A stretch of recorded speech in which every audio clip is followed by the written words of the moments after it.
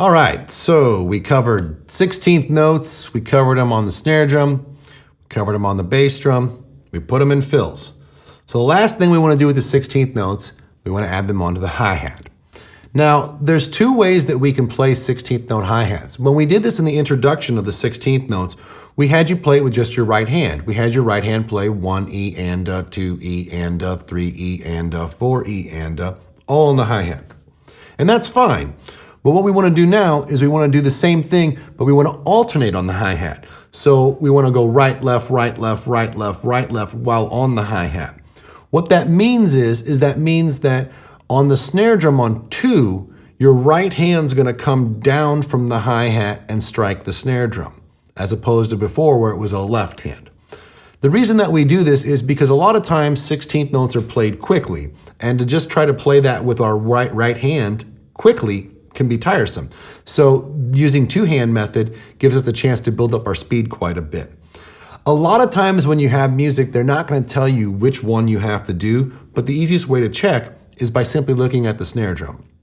Because you don't add an extra hi-hat to play with the snare drum when you're playing two-hand hi-hats.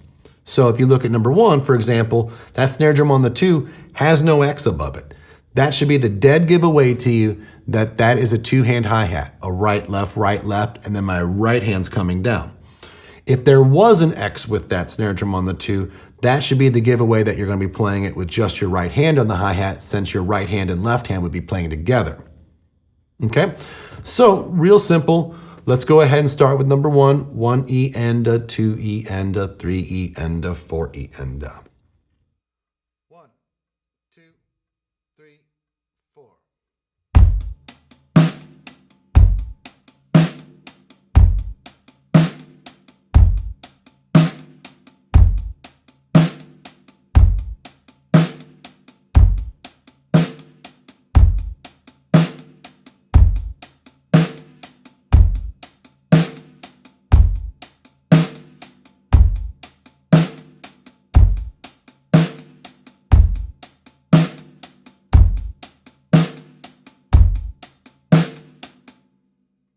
Good.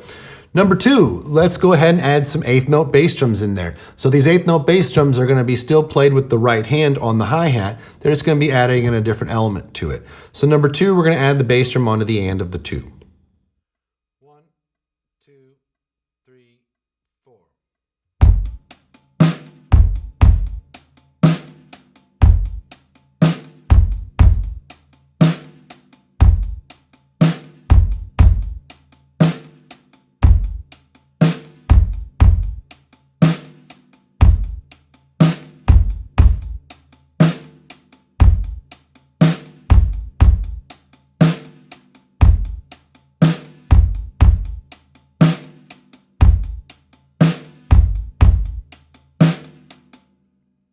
Number 3, we're going to add the bass drum onto the and of the 3. 1, 2, 3, 4.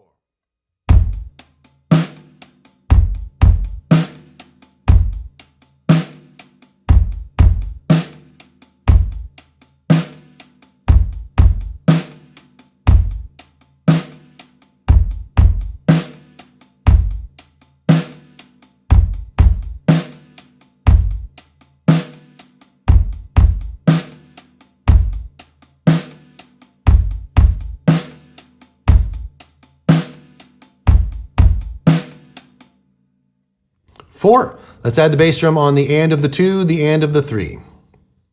1, 2, 3, 4.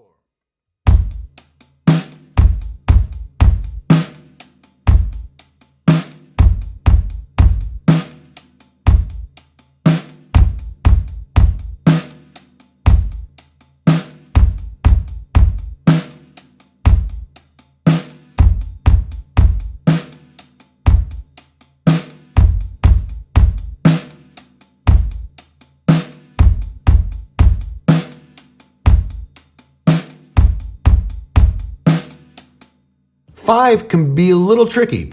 It's the same idea as number 4, where we have the bass drum on the end of the 2 and the end of the 3, but this time we're getting rid of the bass drum in the middle, which was on the 3. It's also the first time in this entire book that we don't have a bass drum on the 3. And we're doing that just to try to kind of get that thought into your mind, but it can be a little tricky. So let's go ahead and try number 5. 1, 2, 3, 4.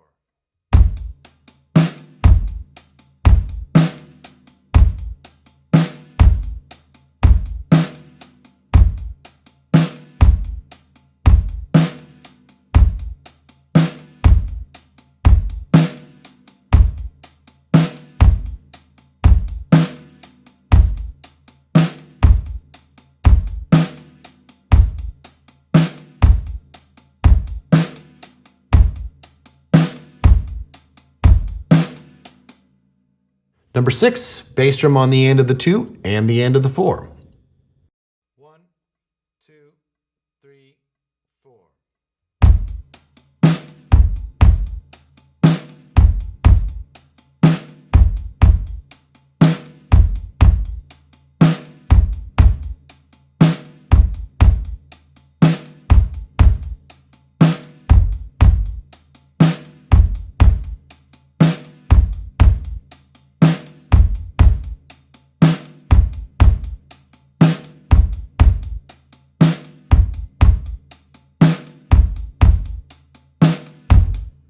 Number 7, bass drum on the end of the 3 and the end of the 4.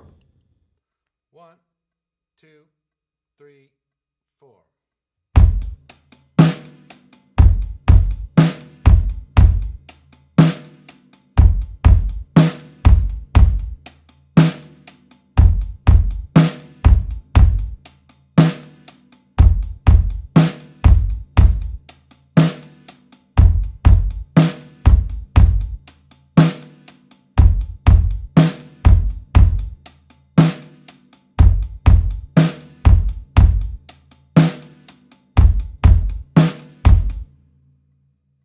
And number 8, bass drum on the end of the 1, the end of the 2, the end of the 3, and the end of the 4.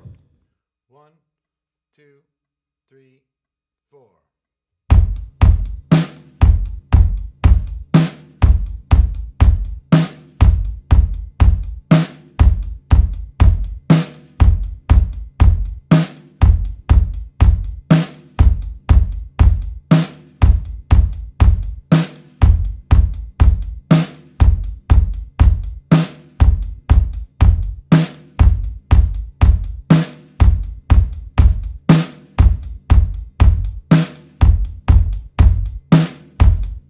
All right, great job. So make sure you have these comfortable. And what we're going to do is we're going to once again develop these from nice and slow to build them up a little bit faster each time. Stick with us. We're going to go to a little bit more advanced 16th note hi-hats next.